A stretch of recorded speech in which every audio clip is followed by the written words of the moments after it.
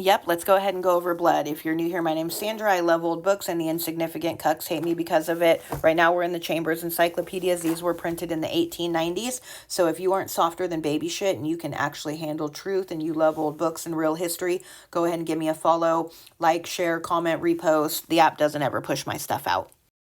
Blood, the nutritive fluid of the tissues and the great carrying tissue of the body, is the well-known red fluid which fills during life the arteries and veins of the body. It consists of an almost colorless fluid, the liquor sanguinis, or blood plasma, in which float a large number of small corpuscle bodies, the blood corpuscles or blood globules. The proportion of these to each other by weight is about 1/3 corpuscles to 2/3 plasma. The quantity of blood in the body by weight is about 1/13th part that of the whole body. When a drop of blood is examined under the microscope, the corpuscles floating about are seen to be of two kinds, distinguishable chiefly by their color, the white and the red.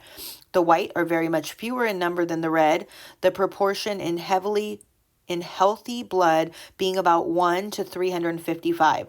Even in health, however, this proportion is subject to considerable variations, and still more so in disease. In some forms of disease, example leukemia, the white corpuscles almost equaling in number the red. The white corpuscle is a pale, granular-looking body containing in its center a small, round nucleus. In common with all simple cellular bodies, it possesses the power of altering its shape from time to time, by alternatively shooting out and withdrawing small processes from its substance, a movement to which the term amoeboid is given from the resemblance in what seems in the simple organism the amoeba.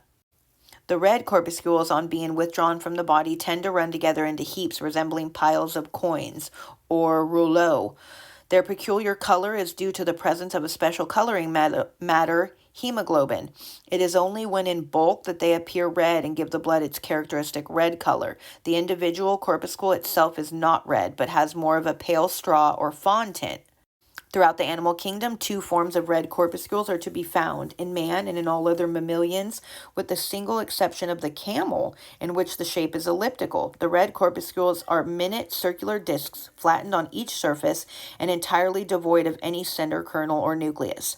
Each surface presents a slight hollowing out or depression, which gives rise to the shaded appearance seen in the center of the corpuscle when viewed from its flat surface.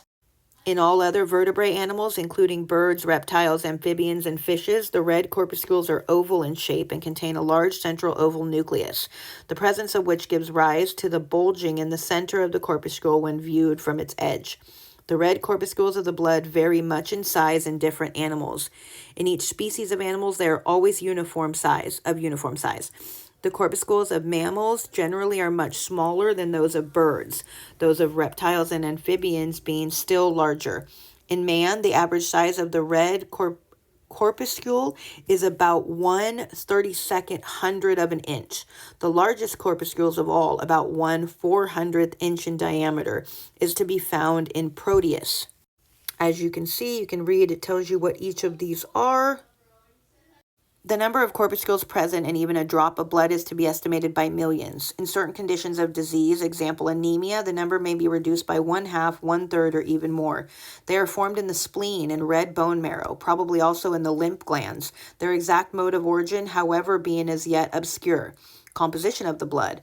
The red corpuscles are almost entirely made up of a coloring matter of the blood, hemoglobin, but contain in addition a very small proportion of albuminous bodies with lecithin, I know I'm not saying that right, and cholesterol. Of the salts contained in them, the most abundant are those of potassium. The composition of the plasma is much more complex than that of the corpuscles. In addition to water, of which it mainly is made up, it contains albumins, fats, traces of sugar, and a large number of extracted bodies and salts. As regards to the salts contained in it, the most important feature is the preponderance of the sodium salts over those of potassium. The composition of the blood plasma varies considerably at different times and under different conditions, according to the waste matters thrown into it from the tissues or derived by absorption from the alimentary canal. Coagulation of the blood. One of the most remarkable properties of the blood, and one which at all times has excited great interest and attention, is the property it possesses of clotting or coagulating on being withdrawn from the body. In the vessels of the body, the blood is in a fluid condition, but shortly after being withdrawn, instead of remaining fluid, it becomes viscid and gelatinous and finally sets into a firm jelly-like mass so that the vessel containing it can be inverted without any of it escaping. If it be now set aside for a few hours, a clear, somewhat straw-colored fluid gradually separates from this mass and collects between the clot and the sides of the vessel in which it is contained. This gradually increases in quantity till finally the blood is divided into two portions, a firm red clot, which retains the shape of the vessel, floating free in a clear, transparent, straw-colored fluid, the blood serum. Coagulation is not a simple cooling of the blood, as was formerly supposed. On the contrary, it is delayed by cold, and by surrounding the blood with ice, it can be prevented altogether. The rapidity with which it takes place varies considerably in different cases. It can be entirely prevented by the addition to the blood of various salts, especially those of sodium and magnesium. The blood remains fluid within the blood vessels in virtue of some property possessed by their walls. Even after death, the blood may remain an indefinite time without coagulation, but on being withdrawn from the blood vessel, it at once coagulates. The clot which forms as a result of coagulation retains the shape of the vessel into which the blood has been poured and presents usually a cup-shaped depression on its upper surface. It consists almost entirely of the red corpuscles of the blood entangled in a meshwork of fine fibrils or threads, which are composed of a substance termed fibrin. This substance does not exist as such in the living blood, but is formed at the moment of coagulation by the action of a body also formed at the moment of coagulation.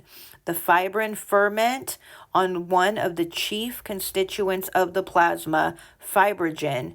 The original blood plasma thus separates into a solid and a fluid portion, the former fibrin entangling in its meshes almost all the corpuscle, the latter the serum escaping free. By whipping the blood, i.e. beating it up with a stick, coagulation is hastened, and at the same time the fibrin is removed from the blood in the form of a tough, stringy mass. The remaining blood is then made up solely of the red corpuscles floating in the serum.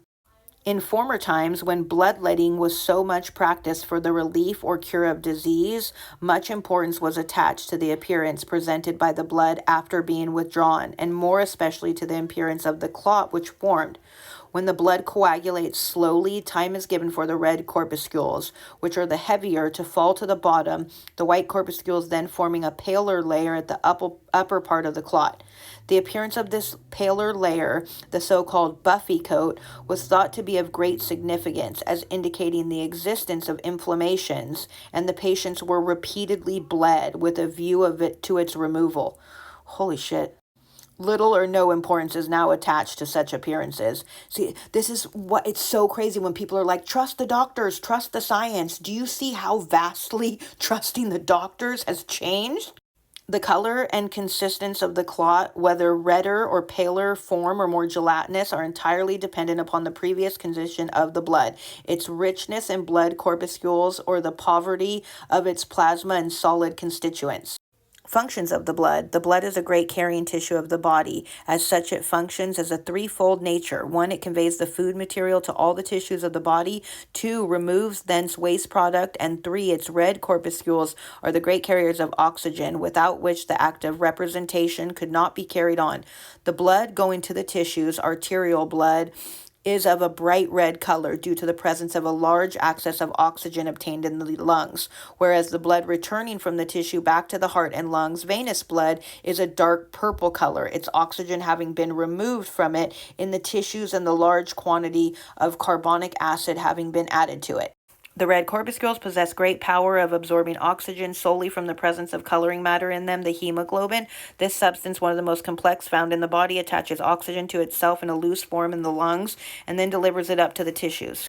This is the change which occurs in the blood during breathing. The dark venous blood returning from the tissues pour in the oxygen enriched in carbonic acid, giving off its carbonic acid in the lungs, and again taking up fresh oxygen from the air to return once more to the tissues as bright arterial blood. Holy shit, Blood Avengers is a good one too. We'll go over that. What should we look up next?